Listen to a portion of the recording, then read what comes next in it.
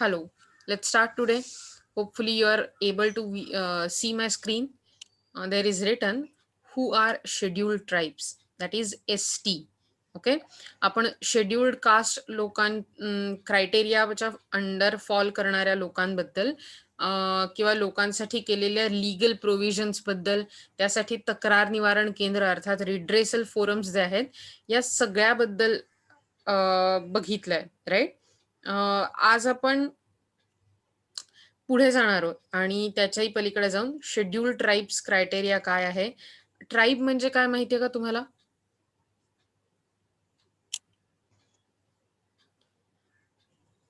Tribe याचा अर्थ टोळी असा असतो. म्हणजे असा विचार करा, जे गटागटाने राहणारे लोक आहेत. शहरांच्या जंगलात नाही, नॉर्मल जंगलांमध्ये, जे ज्यांना आदिवासी म्हणू शकतो आपण. सो त्यांच्यासाठी केली गेलेली स्पेशल क्रायटेरिया किंवा कॅटेगरी याला शेड्यूल्ड ट्राईब्स असं म्हटलं जातं. Okay. The constitution defines scheduled tribes in article 342. Article 342 मध्ये शेड्यूल्ड ट्राईब्स म्हणजे काय ह्याचे डेफिनेशन दिले गेले. As per constitutional provision in Article 342, the President of India prepare the list of such tribes for the first time in Constitution with the governors of state. जर तुम्हाला बघितलं तर हे सेम काम SC क्रायटेरिया बद्दल सुद्धा प्रेसिडेंट करतात. स्टेट्सच्या गव्हर्नर बद्दल, बरोबर, म्हणजे राज्यपालांबरोबर वो बैठकर पहली बार लिस्ट बनाते हैं प्रेसिडेंट, जो कॉन्स्टिट्यूशन में हमें मिलती है. Okay. First time in consultation with governors of states, Parliament has been authorized to make subsequent modifications in such list as and when required. तो पार्लियामेंट मतलब लोकसभा जो है हमारे कंट्री की, तो उसे परमिशन है कि सबका ओपिनियन ध्यान में रखते वो सब्सिक्वेंट मॉडिफिकेशंस मतलब चेंजेस कर सकते हैं ये लिस्ट में जो प्रेसिडेंट ने बनाई है विद the consultation of governors of state. It means the list of the scheduled tribes will not be same for all states but differ from state to state. क्योंकि हर एक गवर्नर की और प्रेसिडेंट की अलग अलग चर्चा होकर ये लिस्ट बनती है और हर एक स्टेट में अलग अलग सिचुएशन होती है. तो ये जो लिस्ट होती है एसटी या फिर शेड्यूल्ड ट्राइब्स पीपल की, वो अलग अलग हर एक स्टेट में होती है. The criteria followed for specification of a community as scheduled tribes are indications of primitive traits, distinctive culture, geographical isolation, shyness of a contact with the community at a large, and backwardness. So या criteria under किंवा category under fall करण्यासाठी कुठल्या प्रकारचा criteria sorry कुठल्या प्रकारचा criteria किंवा indications लक्षात घेतली जातात? प्रिमिटिव्ह ट्रेट्स म्हणजे अतिशय पुरातन किंवा आपण ज्याला म्हणू फार ओरिजिनेटेड अशी राहण्याची पद्धत, जी आपण म्हणू शकतो की आदिवासींच्या राहण्यामध्ये आपल्याला खूप सारी सापडून येते. डिस्टिंक्टिव्ह कल्चर, अतिशय वेगळं वाटणारं त्यांचं स्वतःचं असं कल्चर. जॉग्राफिकल आयझोलेशन म्हणजे जॉग्राफिकली ते एका वेगळ्या भागात, जंगलच्या भागात म्हणा किंवा अशा कुठल्या तरी एका पर्टिक्युलर व्हॅलीत, खोऱ्यात, दरीत म्हणजे व्हॅली म्हणजे, सो असे जर राहत असतील, so that is geographical isolation. Shyness of a contact with the community at a large म्हणजे मोठ्या सामाजिक काय म्हणू आपण क्लस्टर किंवा ग्रुप बरोबर कॉन्टॅक्ट करण्याबद्दल एक थोडासा शायनेस किंवा आपण जे म्हणतो ना की त्यांचा फार संबंध नाहीये मोठ्या समाजाबरोबर. हे आणि त्यामुळे ह्या सगळ्यामुळे lack of education, lack of अपॉर्च्युनिटीजमुळे क्रिएट झालेला बॅकवर्डनेस. सो बॅकवर्डनेस बद्दल तर तुम्हाला नक्कीच माहिती, आपण आधीही बघितलंय. So these are the things that are indications that a person falls under this criteria. Okay. The criteria is not spelled out in a constitution but has become well established. हा काही क्रायटेरिया कॉन्स्टिट्यूशन मध्ये सांगितलेला नाहीये, पण overall आपण असं म्हणतो ना, इतक्या वर्षाच्या अभ्यासाने, इतक्या वर्षाच्या विचारांनी हा फिक्स झालेला आहे. अनलाइक द एससीज, the ST could belong to any religion. So आपण बघितलं होतं, एससीज लोक म्हणजे शेड्युल्ड कास्ट लोक हे हिंदू, सिख, बुद्ध अशा काही एक पर्टिक्युलर रिलिजनमध्येच फॉल करू शकतात, असं कॉन्स्टिट्यूशनमध्ये म्हटलेलं होतं. पण इथे मात्र असं नाहीये. ST that is scheduled tribes people हे कोणत्याही धर्माचे असू शकतात. Okay. So what is the status of S-tease? The S-tease constitute about 8.6% of population. आपण बघितलं होतं, की तुम्हाला जर आठवत असेल तर एस-सी लोकांच्या बद्दल, की जवळ-जवळ 200 मिलियन लोकं हे एस-सी क्रायटेरिया अंडर असतात. Whereas ST criteria under 8.6% of the whole population of India एवढे लोकं असतात. Which is huge. ओके. आपली पॉप्युलेशन जर तुम्ही बघितली तर जवळ-जवळ 120 म्हणजे 1 अब्ज 20 लाख व्हॉट कॅन वी से 20 कोटी अशा वगैरे घरात जाणारी लोकसंख्या आहे आपली. हं. So we can go forward. They live away from a civil society definitely. ते शेड्यूल्ड ट्राइब्स पीपल आहेत, टोळ्यांमध्ये राहणारे किंवा आदिवासी जमात असलेले आणि त्याच्यामुळे त्यांचा अधिवास हा वन म्हणजे जंगल असतो किंवा जंगलाच्या जवळ. हं. हॅव एनीबडी सीन द शेरनी? तुम्ही तुमच्यापैकी कोणी शेरनी पिक्चर पाहिलात का? कोणी बघितला? Raise your hands. खरंच नाही बघितलात तुम्ही शेरनी पिक्चर? चांगल्या गोष्टी बघत चला. It's a good movie. You may not it's not a Fast and Furious, it's not Iron Man, but it's a very good movie. It is based on Central India and forest. Vidya Balan is acting in it. तुम्ही खरंच कोणी बघितला नाही हा picture का तुम्ही झोपलाय? No ma'am. No okay. Ma'am. So वेळ मिळाला की नक्की बघा. I am recommending it. कारण त्यात असं दाखवलंय, त्यात जे भरपूर सारे लोक दाखवलेत. तुम्ही न्यूटन तरी बघितलायत का? Uh, no. राजकुमार रावचा God. Yes ma'am. Yes. So त्यात पण सेंट्रल इंडिया मधले लोक दाखवलेत, राईट? असं दाखवलंय की प्रचंड घनदाट जंगलातल्या गावासाठी त्यांना निवडणूक घ्यायचे, असा असा विषय आहे ना? Yes ma'am. या. सो अशा प्रकारचे जे लोक असतात, ज्यांचा माणसांच्या सोसायटी म्हणजे आपण ज्याला म्हणू शकतो, की माणसांच्या असं नाही मला म्हणायचं स्पेसिफिकली, पण अतिशय सिटिझनरी, ज्याला आपण म्हणतो सिटीमध्ये राहणारे पीपल, टाउनमध्ये, गावात राहणारे पीपल, कम्युनिटीमध्ये राहणारे पीपल, जी वेल एस्टॅब्लिश आहे, याच्यापेक्षा जे जंगल अधिवासाच्या जवळ राहणारे पीपल असतात, लोक असतात, त्यांना आपण आदिवासी म्हणतो जनरली. आणि अशा प्रकारच्या लोकांसाठी म्हणजे त्यांचं एक्सप्लॉयटेशन होणं सहज शक्य असतं, कारण ते सोशली एक्सक्लुजनमध्ये असतात. हं. ते समाजापासून वेगळे झालेले असतात. त्यांचं इकॉनॉमिक एक्सप्लॉयटेशन होत असतं, म्हणजे त्यांना आर्थिक विवंचना असते. त्यांना फार कमी पैसे मिळतात आणि त्यामुळे क्रॉनिक वीकनेस तयार होतो त्यांच्यात. This weakness reflects in the lack of confidence, economic backwardness, lack of education, lower social status and political powerlessness. So असं करा, शक्य झालं तर निदान ट्रेलर तरी बघूनच घ्या शेरनीचा. कारण मला असं वाटतं, की ते कळल्यावरती तुम्हाला ते बघितल्यावरती see I am not against watching film, definitely not. चांगल्या फिल्म्समधून खूप काही चांगलं कळतं. Okay. So we can ma'am मी प्रकाश आमटेंचा पिक्चर बघितला. अमेझिंग. खूप जणांनी बघितला असेल. Thank you Aditya. तुम्ही प्रकाश बाबा आमटे तर बघितलाच असेल बरेच जणांनी. Yes ma'am. Yes. Correct. Yes. शाब्बास आदित्य. एकदम खूप मस्त. तू आठवण करून दिलीस, कारण हे माझ्या पण डोक्यातून एकदम गेलं होतं. तिथे असणारे लोकं तुम्ही बघू शकता, राईट? किती क्रॉनिकली वीक आहेत ते. म्हणजे त्यांना किती कष्टाने वर आणण्याचं काम प्रकाश बाबा आमटेंनी केलंय. बरोबर ना? That's really good. सो अशा प्रकारच्या लोकांना त्यांच्यासाठी त्यांचे हक्क अबाधित राखण्यासाठी, त्यांचे ह्युमन राइट्स त्यांना जगण्याची मेंटेन करण्यासाठी क्वालिटी आपल्याला लीगल प्रोव्हिजन्स असतात. सरकारकडून मदत केली जाते. आणि again this is same as positive discrimination. सरकारकडून केली जाणारी मदत. त्यांच्यासाठी वेगवेगळ्या प्रकारचे जसं आपण बघितलं होतं SC क्रायटेरियासाठी कॉन्स्टिट्यूशनल आणि लीगल राईट्स असतात, तसेच जवळजवळ सारखे राईट्स हे कॉन्स्टिट्यूशनल आणि लीगल राईट्स शेड्यूल्ड ट्राईबसाठी पण असतात, बरोबर. सो कोणत्या कोणत्या प्रकारचे हे राईट्स असतात जे आपल्याला कॉन्स्टिट्यूशनल राईट्स म्हणता येतात, किंवा आपल्याला या ज्या प्रोव्हिजन्स आहेत त्या प्रोव्हिजन्स वेगवेगळ्या राईट्स आणि सेफगार्ड्सच्या अंडर दिल्या असतात, आणि SC आणि ST जनरली या सेम दिसू शकतात आपल्याला. सो पहिलं सोशल राईट्स आणि सेफगार्ड्स आहे, दुसरं एज्युकेशनल आणि इकॉनॉमिक किंवा इकॉनॉमिक राईट्स अँड सेफगार्ड्स आहे, तिसरं सर्व्हिस राईट्स अँड सेफगार्ड्स आहे, चौथं पॉलिटिकल राईट्स अँड सेफगार्ड्स आहे, आणि पाचवं ऍडमिनिस्ट्रेटिव्ह राईट्स अँड सेफगार्ड्स आहे.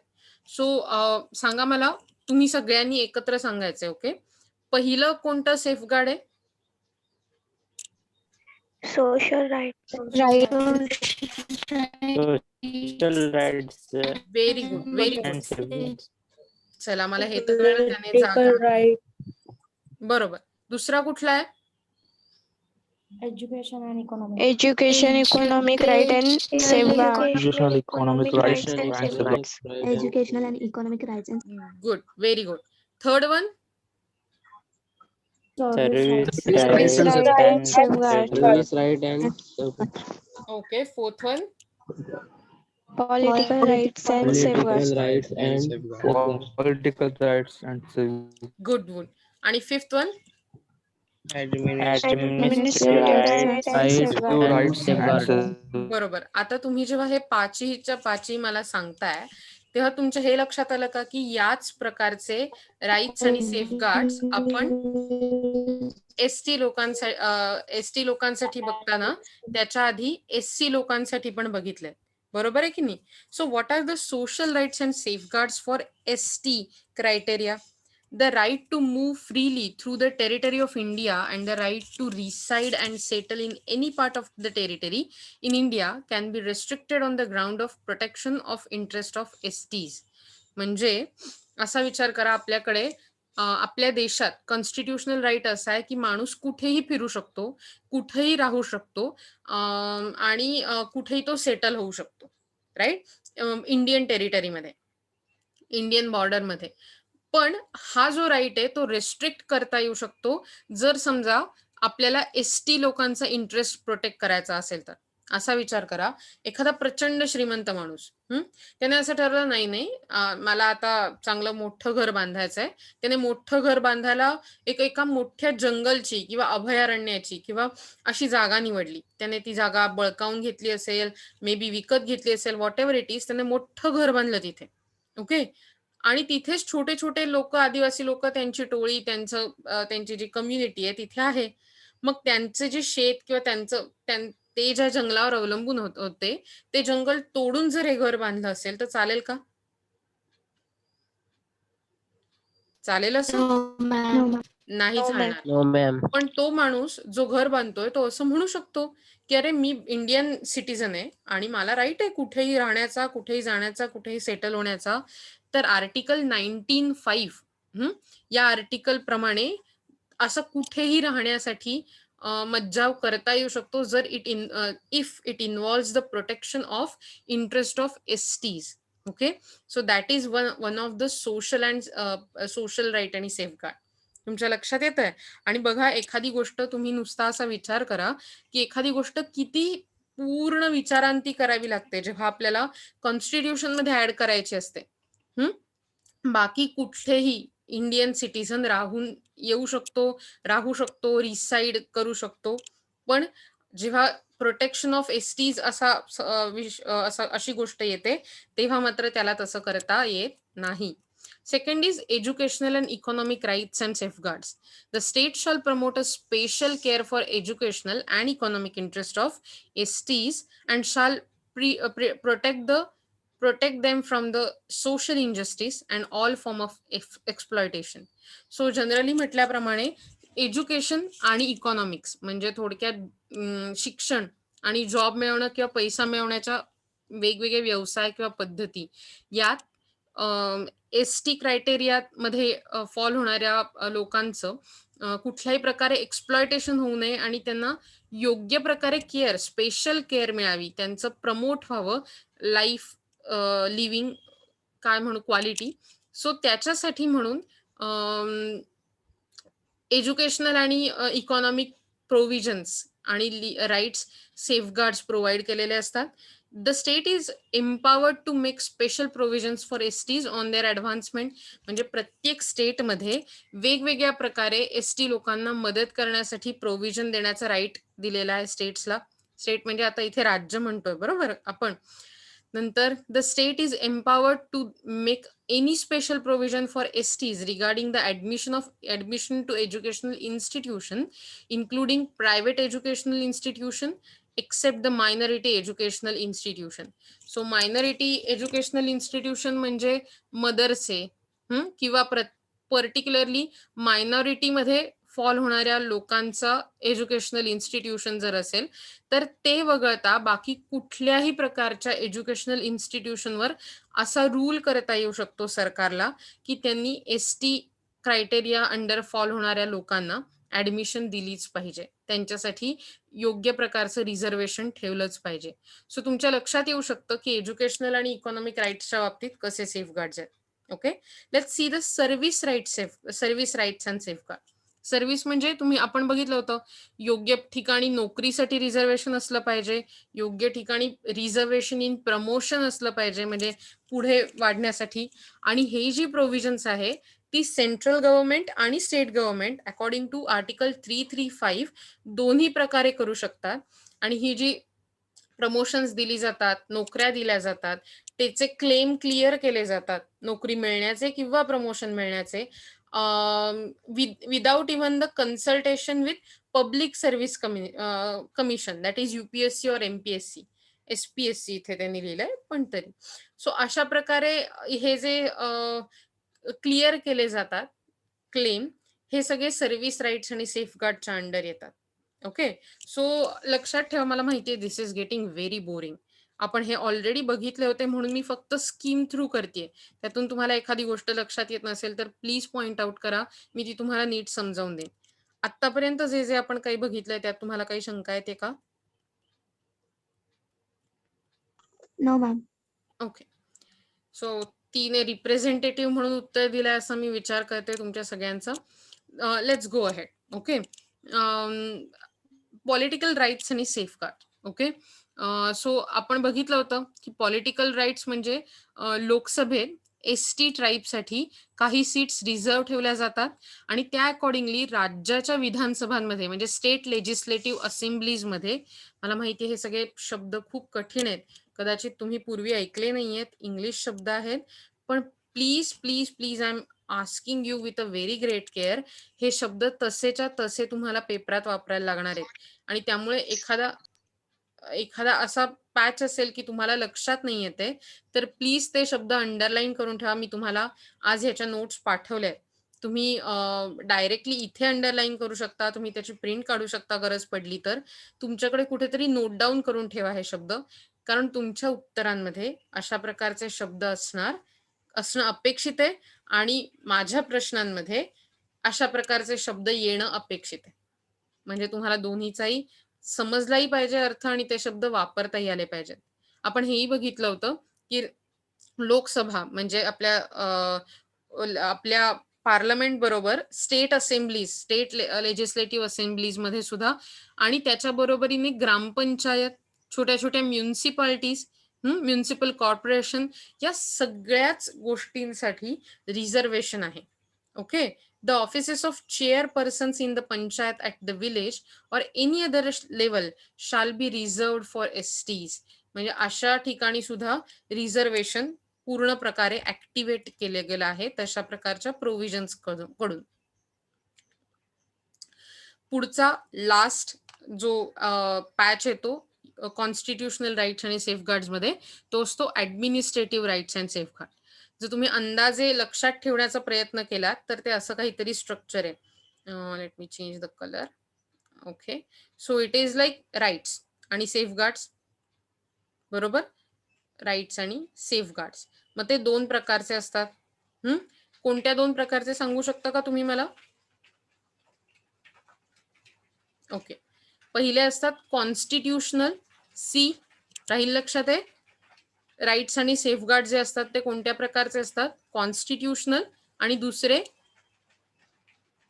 नाही लक्षात येते? Okay, legal rights. राहील का लक्षात आता? ओके, सांगा बरं Yes, मला. Yes, ma'am. राईट्स आणि सेफगार्ड्स हे कोणत्या 2 प्रकारे डिवाइड होतात? पहिला प्रकार कोणता त्यातला? Constitutional and legal. Correct, constitutional right. Constitutional, legal. आणि दुसरा जो आहे तो आहे लीगल राईट्स. ओके, सो आपण बघितलं की कॉन्स्टिट्यूशनल राईट्स मध्ये टोटली 5 प्रकार होते, बरोबर? तुम्हाला आठवतंय? आपण मगाशीच त्याची रिव्हिजन केली. ज्याच्यात एक होता तो म्हणजे सोशल होता, दुसरा होता एज्युकेशनल आणि इकॉनॉमिक्स. इथे मी E2 असं लिहिते. ओके, डोंट गेट, मला एवढं सगळं टाईप करायला खूप वेळ लागतो. सो सोशल, इकॉनॉमिक आणि एज्युकेशनल. त्याच्यानंतर होता पॉलिटिकल, बरोबर? आणखीन कुठला होता रे? सर्व्हिस. Administrative, administrative. आणि आणखीन एक होता तो legal सर्व्हिस rights. वाला. राहील लक्षात? हे 5 प्रकारचे सेफगार्ड्स कॉन्स्टिट्यूशनल होते. Yes, ma'am. Very good. Please लक्षात ठेवा, मी तुम्हाला हे सोपं करून सांगण्याच्या, कारण हेच 5 प्रकारचे safeguards SC criteria under fall होणाऱ्या लोकांसाठी पण होते, बरोबर? आणि लीगल मध्ये वेगवेगळ्या प्रकारचे राईट्स होते ज्याच्याबद्दल आपण वाचलं, ते तुम्ही लिहून घेतले पाहिजेत. कोणते कोणते राईट्स. तुम्ही असं करू शकता की ह्याच्या खाली पुन्हा एक असा हा जरा चार्ट तुमच्या वहीत कुठे नोट डाऊन करता येईल का रे तुम्हाला? याच्या खाली तुम्ही राईट्स लिहू शकता. Yes. पहिला कोणता ऍक्ट आहे? तो PA आपण बघितला होता, that is prevention of अॅट्रॉसिटीज act, बरोबर ना? सो PA, त्याच्यानंतर आणखीन कुठला जो राईट होता तो. अशा प्रकारे आपण त्याचं ओव्हरऑल समरायझेशन करू शकतो. म्हणजे जेव्हा तुम्ही नोट्स काढाल तेव्हा तुम्हाला असं भरभरून लिहायला नाही लागणार, जस्ट लक्षात ठेवलं की काम होईल. Okay, remember that. तुम्ही हे काढत असाल तर मी ठेवते, अदरवाईज मी रब करते.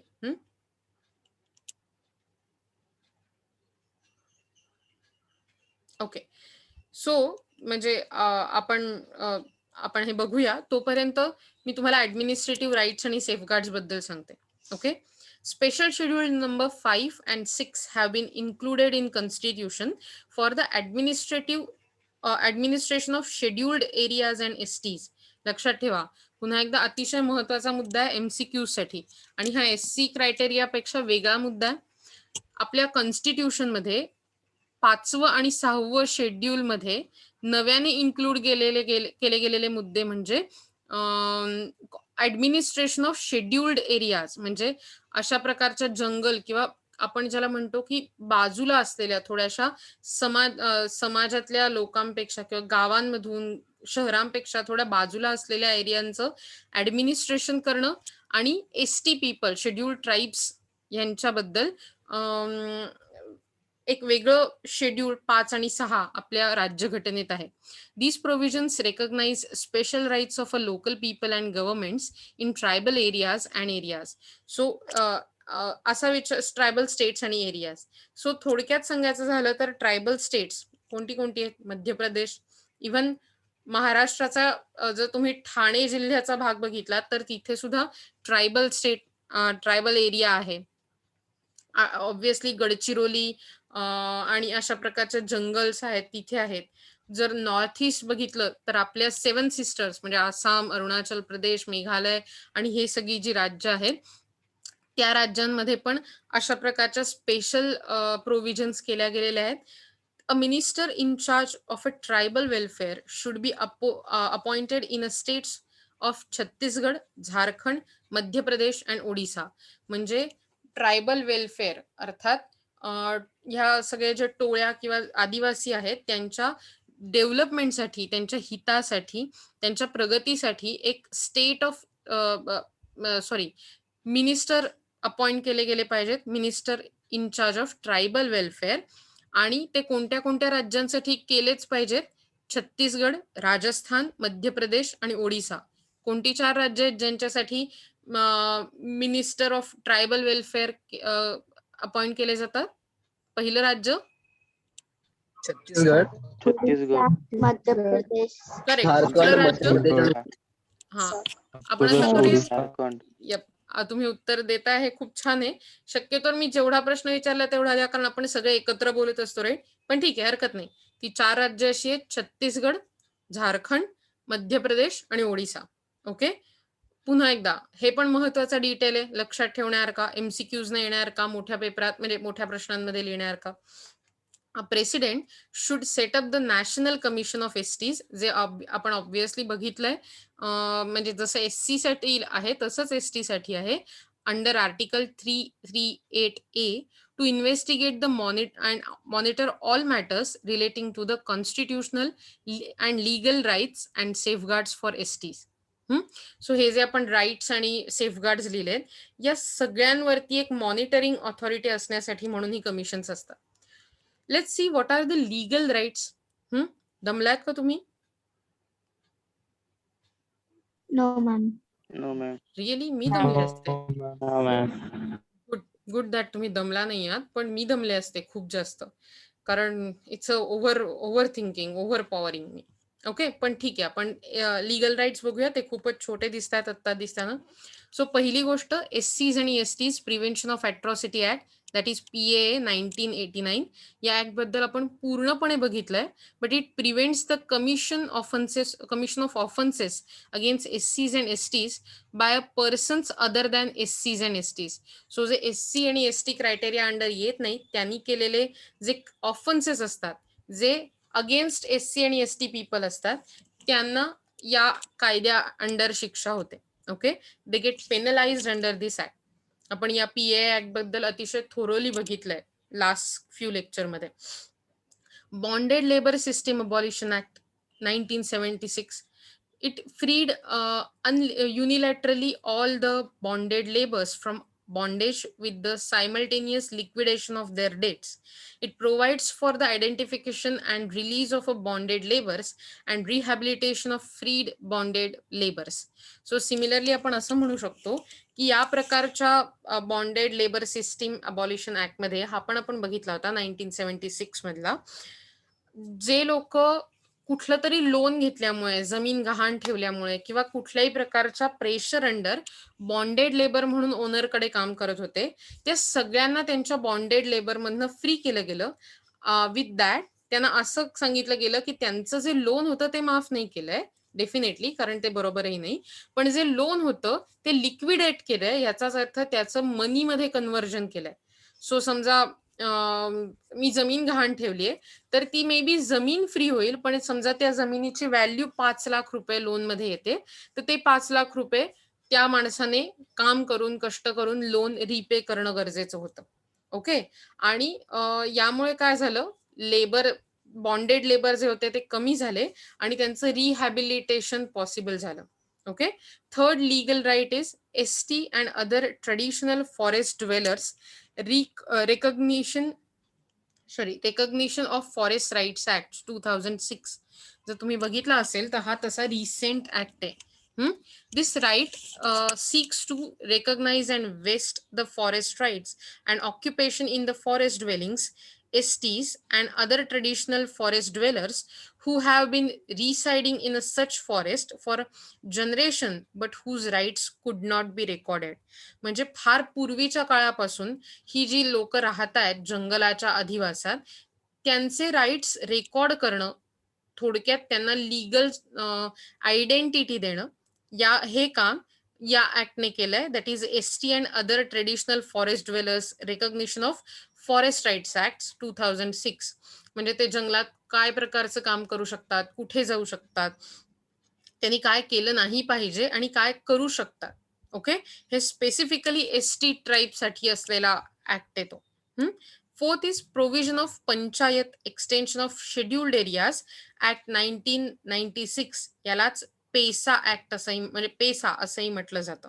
Okay, provision of panchayat extension to scheduled areas. These act are aimed at the prevention of the customs, practices and resources of STs. म्हणजे preservation, not prevention. I was so wrong. So preservation of customs म्हणजे काय, वेगवेगळ्या ज्या प्रथा असतात जे त्यांचं culture flourish करतात, अशा आदिवासींचं कल्चर, त्यांच्या ज्या प्रॅक्टिसेस म्हणजे त्यांचं जे रुटीन आहे, त्यांच्याकडे असलेले जे रिसोर्सेस आहेत, ओके, हे सगळे रिसोर्सेस प्रिझर्व करण्यासाठी हा ऍक्ट लागू करण्यात आलाय. It provides for the reservation of STs in panchayat. So पंचायतीमध्ये एसटी लोकांसाठी रिझर्वेशन दिलं जातं. Fifth legal right is the following other law, म्हणजे असं त्यांनी म्हटलंय, following other laws contain certain rights and safeguards. कुठले राईट्स येते? Indian forest act 1927, the forest conservation act 1980, state acts relating to the prevention of alienation and restoration of land belonging to the STs, and state acts regulating money lending to STs. So लक्षात ठेवा, at least यातले सगळे नाही पण किमान 2 छोटे वाले. Indian forest act लक्षात राहू शकतो, फॉरेस्ट कन्झर्वेशन ऍक्ट लक्षात राहू शकतो. या सगळ्याची एक छान लिस्ट, छान एक तुमच्याकडे एक असू दे, सो दॅट जेव्हा MCQ ची वेळ येईल तेव्हा तुमच्याकडे त्याचं काहीतरी रेकॉर्ड मेंटेन असेल. इथे मी तुम्हाला नोट्समध्येही दिलंय, तुमच्या पुस्तकातही आहे, कशा प्रकारे मोठे क्वेश्चन येऊ शकतात. सो एखाद्या धड्यावर कशा प्रकारचे क्वेश्चन येऊ शकतात हे तुमच्याकडे ऑलरेडी दिलेलं आहे. ओके, मला वेगळे IMP द्यायची गरज नाही. अर्थात मी असं म्हणतही नाही की यातलेच क्वेश्चन येईल, कारण आता तुम्ही सिनियर कॉलेजमध्ये आहात. आतापर्यंत आपण जे काही शिकलो त्यात तुम्हाला काही कोणत्याही प्रकारचं काही कन्फ्युजन आहे का?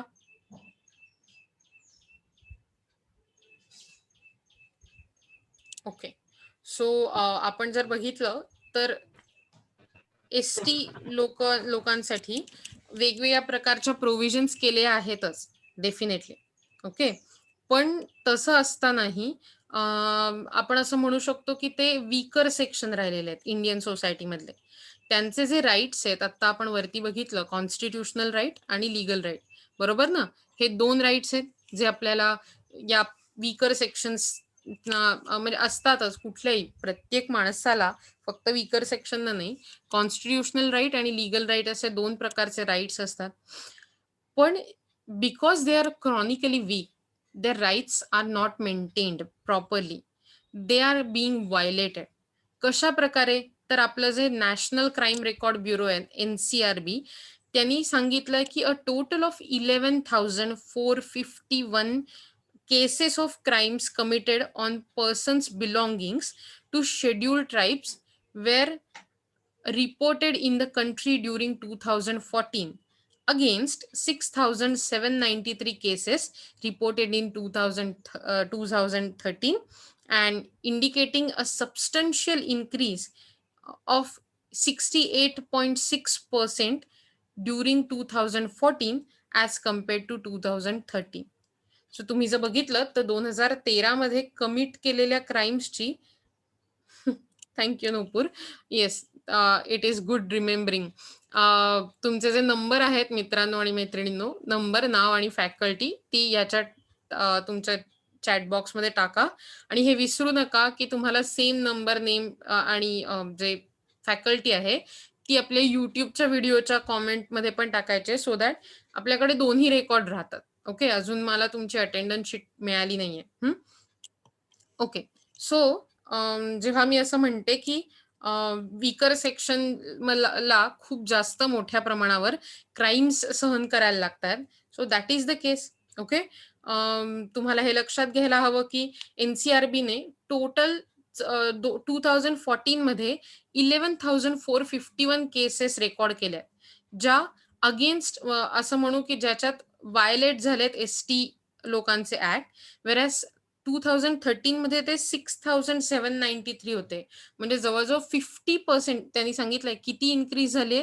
तर 68.6% ची इन्क्रीज झाली 2014 मध्ये as compared to 2013. And this is very bad. Okay, कोणत्या प्रकारचं व्हायलेशन झालंय? तर land alienation. This perhaps is a root cause for the other problems faced by ST. Land alienation म्हणजे काय? बघा, the tribes were never legally recognized as the owner of lands which they cultivated. आतापर्यंत कसं झालं होतं, tribes ना कुठल्याही प्रकारे रेकॉर्ड मेंटेन नसल्यामुळे त्यांना त्यांची ती लँड आहे हे कधी फिक्सच झालं नव्हतं. ते तिथे शेती करत होते, तिथे टोळीने राहत होते, पण त्यांची ती जमीन ओनर्स म्हणून असं काही त्यांचं नाव लागलं नव्हतं त्या जमिनीवर. देर इज इलिगल अँड बेनामी transfer of land ownership in which land remains to be in the names of original owners who are reduced to the level of sharecroppers. म्हणजे जी पूर्वीचे ओनर्स होते लँड्सचे, लोकांनी फसवून त्यांच्याकडून त्यांची जमीन आपल्या नावावर करून घेतलीये आणि त्यामुळे काय झालंय, फक्त शेअर क्रॉपर्स म्हणजे जे पूर्वीचे मालक होते जमिनीचे, ते आता शेअर क्रॉपर्स झालेले आहेत. फक्त ते त्यांचं फक्त पीक काढण्यासाठी त्या जमिनीचा वापर करू शकतात, ते मालक मात्र नाही. आणि ज्यांनी फसवून ही आपली नावं चढवली आहेत त्या जमिनीवर, ते त्या जमिनीचं काहीही करू शकतात. which is very wrong, right? There is another form of land alienation is related to the leasing or mortgaging of a land.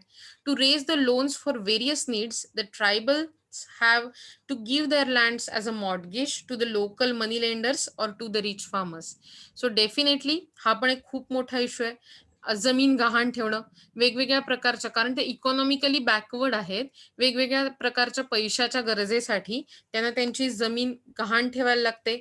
एकतर लोकल मनी लेंडर्सकडे ती ठेवली जाते किंवा खूप श्रीमंत अशा शेतकऱ्यांकडे. ऑब्व्हियसली जेव्हा लोन पे ऑफ होत नाही तेव्हा ती लँड त्यांच्या हातातून निघून जाते, कारण अमाऊंट खूपदा लोन्सच्या खूप मोठ्या असतात. Encroachment in another form of dispossessing the tribals of their land, and this is done by new entrants in all the places where there were no proper land records, bribing the local patwari for manipulating the date of settlement of a land disputes, antedating etc. are resorted to claim the tribal lands. So अशा प्रकारे तुम्ही बघू शकता की वेगवेगळ्या प्रकारे कशा त्यांना फसवून किंवा त्यांच्या विकनेसचा फायदा घेतला जातो. This is the violation of ST people. आपण इथून पुढे शिकणार आहोत. मी तुम्हाला काहीतरी छोटा होमवर्क पाठवून देईनच.